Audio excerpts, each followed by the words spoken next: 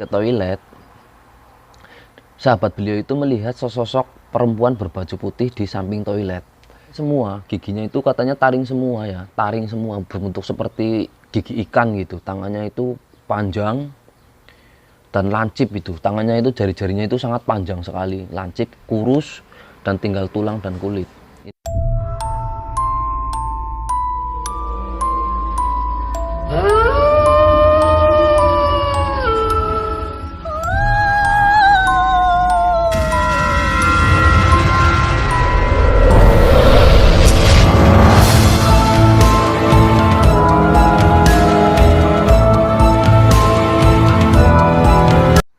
Ya, assalamualaikum warahmatullahi wabarakatuh, sahabat misteri. Jumpa lagi dengan saya, Raden Gepeng, di Raden Gepeng Channel. Channel yang tak henti-hentinya menceritakan sebuah cerita misteri. Tak ada misteri yang tak kami ceritakan karena kami cerita misteri. Ya, saya di kesempatan kali ini langsung saja saya akan bercerita tentang sebuah cerita misteri ya. Cerita misteri penghuni pabrik angker. Cerita misteri ini berasal dari narasumber saya, sahabat saya sendiri. Beliau adalah seorang anak indigo. Dia adalah seorang anak indigo, ya, bisa melihat hal-hal seperti itu, makhluk-makhluk astral tersebut ya. Dan cerita ini berlokasi di mana tempat narasumber tersebut itu bekerja ya. Tempat narasumber tersebut bekerja, teman saya, sahabat saya bekerja. Beliau tidak mau disebutkan nama, jadi saya ganti dengan beliau aja gitu ya. Ini bermula saat beliau itu datang main liburan panjang, main ke tempat saya, dan beliau bercerita tentang sebuah kejadian misteri yang saya alami, dan saya menanggapinya dengan serius. Dan akhirnya saya meminta izin tentang semua yang dia ceritakan kepada saya tentang kejadian misteri tersebut untuk di-share di YouTube, biar sahabat-sahabat misteri tahu tentang apa yang dialami oleh narasumber kami gitu. Akhirnya saya mendapatkan izin dari beliau dan beliau mengizinkan saya. Akhirnya saya ceritakan di sini buat kalian semua. Oke. Terima kasih yang telah subscribe ke channel saya. Jangan lupa tonton terus, simak terus, dukung terus supaya lebih baik lagi dalam berkarya. Ya.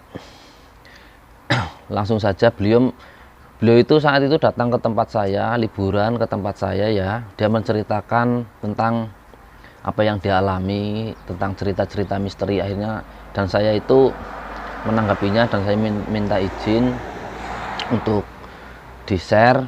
Nah, akhirnya saya ceritakan di sini. Ini bermula saat beliau itu bekerja di sebuah perusahaan, yaitu pengelasan ya. Dia berada di pengelasan, di mana terdapat banyak besi-besi tua, banyak besi-besi yang tak terpakai. Tempatnya sangat kumuh ya, sama itulah bau dengan itu. Maunya bukan kumuh, maunya tempatnya sangat terdapat banyak besi-besi yang sangat tua lah, banyak besi yang tertimbun yang nggak kepakai gitu. Nah, di saat itu dia bekerja saat shift malam. Beliau bekerja saat shift malam bersama sahabatnya, dan tiba-tiba sahabat beliau itu pergi ke toilet. Nah, saat sahabat beliau itu pergi ke toilet, sahabat beliau itu melihat sosok perempuan berbaju putih di samping toilet. Nah, sahabat beliau itu langsung lari dan menangis. Dan akhirnya beliau itu menceritakan kepada sahabat saya. Dan akhirnya apa yang diceritakan oleh sahabatnya narasumber saya, diceritakan kepada narasumber saya. Akhirnya narasumber saya itu kan seorang anak indigo, dan dia itu penasaran apa sih sehingga membuat sahabatnya itu menangis ketakutan. Akhirnya beliau mendekati toilet tersebut, dan benar saja beliau menemui sesosok wanita berbaju putih di samping toilet tersebut. Dan akhirnya beliau bercerita, maksudnya berkomunikasi dengan makhluk tersebut agar tidak mengganggu sahabat-sahabat yang bekerja, tidak mengganggu teman-teman bekerja lah, maksudnya dia mengatakan berdiskusi bahwa untuk tidak saling mengganggu gitu. Nah akhirnya itu terjadi benar ya. Setelah itu sampai jam istirahat malam itu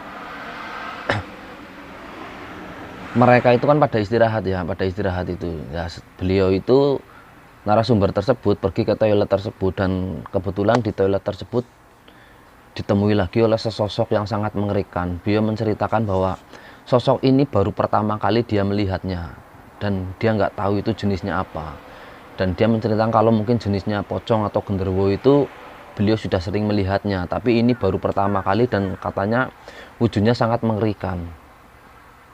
Dan beliau juga nggak tahu, dan saya juga baru mendengar itu ada makhluk seperti itu. Dan makhluk itu, jadi makhluknya itu seperti manusia tapi tinggal tulang dan kulit, tinggal tulang dan kulit ya. Dia saat beliau berada di kamar mandi di toilet sebuah perusahaan, dan dia ditemui oleh makhluk tersebut yang tinggal tulang dan kulit ya. Dia mengintipnya, dia itu langsung terkejut dan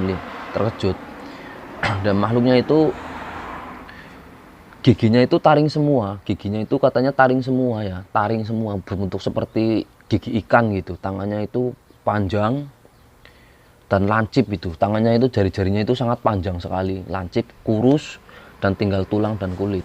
Ini sangat mengerikan sekali. Jadi mulutnya itu agak monyong dan giginya itu keluar semua seperti gigi ikan, dan bentuknya itu taring semua, matanya itu melotot keluar, dan warnanya itu hitam pekat seperti kantong plastik yang hitam itu, warnanya hitam sekali. Dan beliau itu sangat ketakutan, walaupun beliau seorang anak indigo dan sering melihat seperti itu, tapi beliau mengatakan jujur bahwa beliau itu sangat ketakutan sangat ketakutan dengan sosok tersebut. Nah, setelah melihat sosok tersebut, beliau sangat ketakutan itu, akhirnya beliau itu pergi mengambil air wudhu, dan setelah itu makhluk itu hilang, nggak ada ya, nggak ada, maunya hilang dari pandangan mata narasumber kami. Nah setelah itu, selang beberapa saat itu timbul sebuah asap ya, asap itu keluar dari tempat di mana makhluk itu ada tadi, itu keluar asap, padahal nggak ada apa-apa, tapi berubah menjadi asap ya. Setelah itu berubah menjadi sebuah, katanya itu seperti tokoh pewayangan namanya Bagong, kayak kata nggak salah itu namanya Bagong. Itu tingginya itu hampir satu atap rumah ya, dan bokongnya itu, pantatnya itu katanya besar sekali. Yang dia ceritakan seperti itu. Dan buat sahabat misteri yang mengerti ini jenis makhluk apa, bisa ditulis di kolom komentar. Maksudnya beliau juga nggak tahu ini makhluk apa ya, dan saya juga nggak tahu. Buat yang mengerti, maksudnya yang tahu ini jenisnya jenis apa, bisa kok ketik di kolom komentar.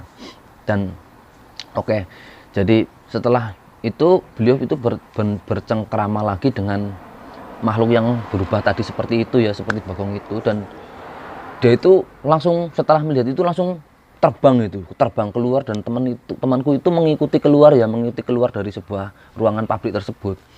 Dan dia itu keluar, tapi turunnya itu seperti kelelawar gitu, berubah menjadi seperti kelelawar, dan sayapnya itu seperti sayap kelelawar tapi berbentuk seperti manusia gitu, katanya itu berbentuk seperti manusia, dan turun dari atap dan menatap tajam kepada narasumber kami.